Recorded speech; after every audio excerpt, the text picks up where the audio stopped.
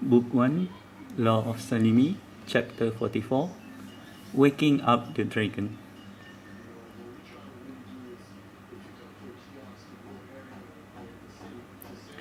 I began searching all over for an opportunity to further my study for Master or PhD program all over Kuala Lumpur and Selangor areas.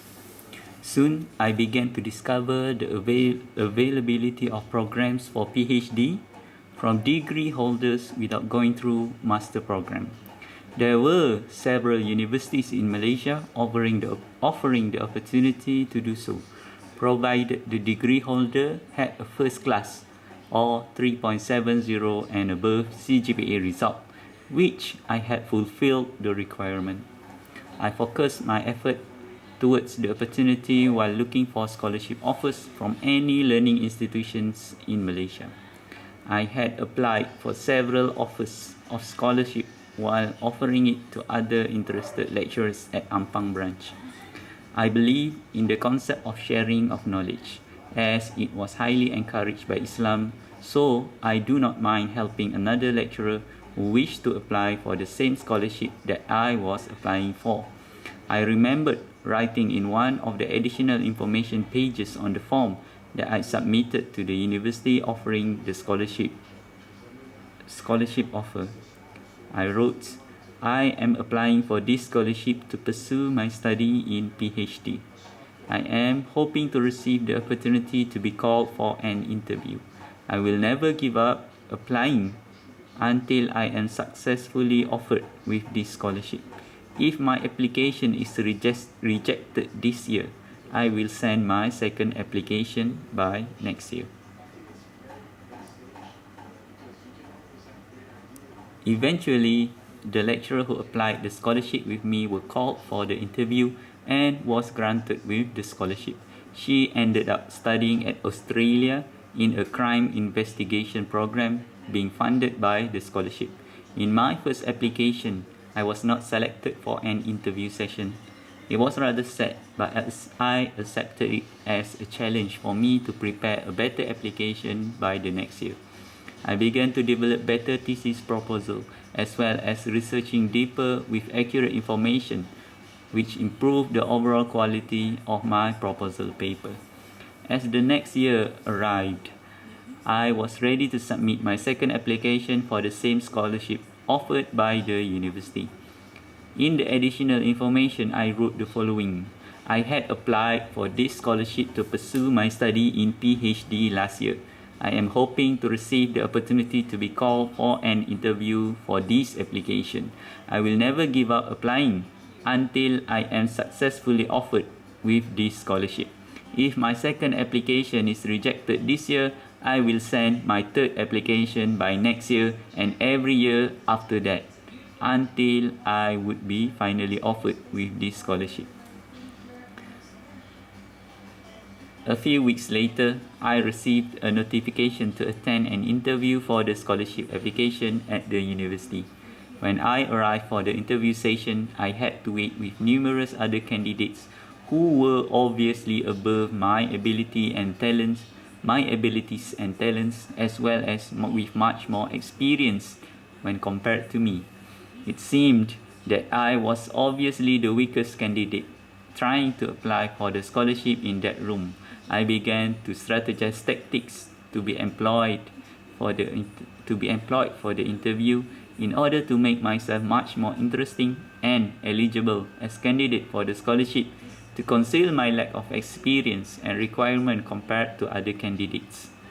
It seemed that I was among the youngest in the room with the least chance to receive the scholarship.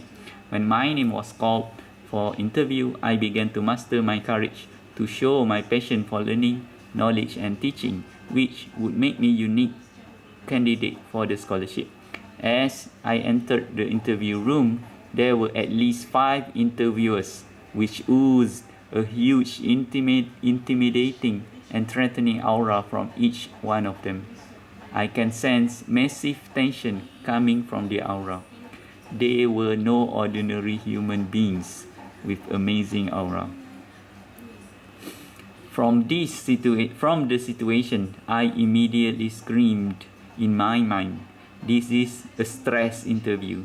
What it meant was the interview for every scholarship candidate would be in the form of rapid questions, highly stressful and threatening environment to give pressure in order to test the knowledge of the candidate. However, the true intent of the stress interview would be to measure the candidate's true sense of mental fortitude, ability to control emotion, and temperament against impossible situations.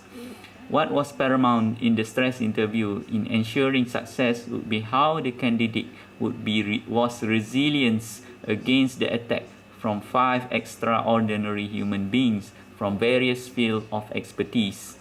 I expected that the 5 interviewers would try to destroy the candidate with everything they have in order to see how strong the candidate would be and how would each candidate react to the overwhelming challenge. How did I knew about it? Lucky for me, I had years of experience teaching business communication at private college in Ampang branch, as I also held actual experience fending off hundreds of psychological attacks, abuses throughout my upbringing, and surviving from bullies in my life. As I stand in front of these scary interviewers, I smile while resetting my tactics to handle the stress interview.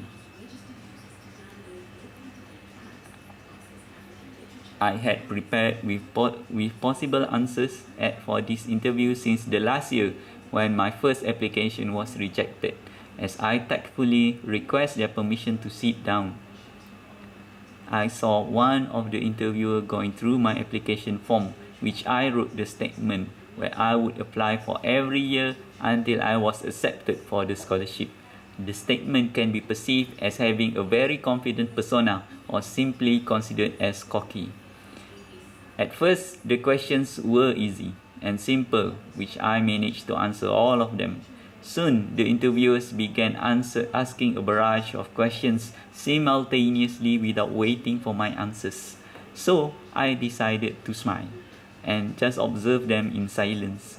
Realizing my reaction, one of the interviewer questioned whether I was overwhelmed and unable to give any answers to those questions. I told them I would love to answer every question, but only if they were posed to me one by one.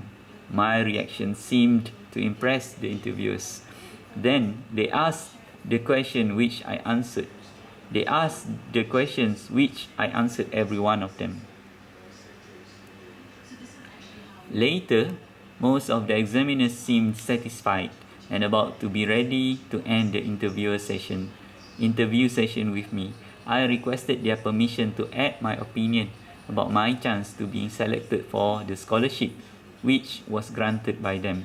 I said, I know that I am not the strongest candidate, nor am I the most experienced person to be offered this scholarship and opportunity to do PhD program at 26 years old. However, I am absolutely certain that I would never abuse the funding if I was granted the opportunity to be selected for this scholarship. Moreover, I am unique from the other ordinary student because I am passionate about learning, knowledge and teaching. Knowledge is my flesh and blood. After hearing my opinion, the interviewers were surprised and were not expecting something like that coming from someone who were the weakest candidate and at the age of 26 years old. With that, the interviewers requested me to leave the room and call upon the next candidate. They told me that I would be called if I was selected as the scholarship recipient. I felt that I had done everything within my power to set up the best possible image to them, while successfully answering every question posed during the interview. As I stood up and about to walk out of the room, one of the interviewers said, "One last question. What do you think was the true culprit behind the reason for the current economic recession experienced by the United States of America?" Oh crap, I knew deep in my heart that I had never discovered or researched at that depth to provide him with the accurate answer. I started to activate my full focus to acquire the most suitable answer, which I had absolutely no certainty of accurately deriving at the real answer. In doing so, I managed to observe that the four interviewers began to conceal their smirk and whispers to each other. From the interviewer's reaction, I instantaneously deduced the possibility that this was a question that was meant for me to fail and would be impossible to answer at my current level of limited knowledge. It seemed that the interviewers wished to test how I would react to failure and how I would handle the situation of impossibility that I was facing. As a few seconds passed, I prepared my composure to answer the question. I said, I might not know the accurate answer for that question at this moment because I had not expected to research in such depth. However, I might be able to provide some answers based on my limited knowledge. I think the answer was because the United States of America had been spending billions of dollars during the war effort in Iraq and other countries. He simply replied, no, that's not it. I had expected his response, so I added, I'm sorry that I cannot provide the accurate answer for you right now. But if you give me your contact information, such as your email address, I would be willing to do the research and find out the right answer after this interview session. Next, I will email the answers to you. He said it was okay and satisfied with my response. Then my interview session was ended and I started walking out of the room. It was heartbreaking that I was unable to provide the right answer for the last question. Yet I hope that the interviewers were satisfied with my attitude and willingness to work hard in finding the right answers when given the opportunity for it.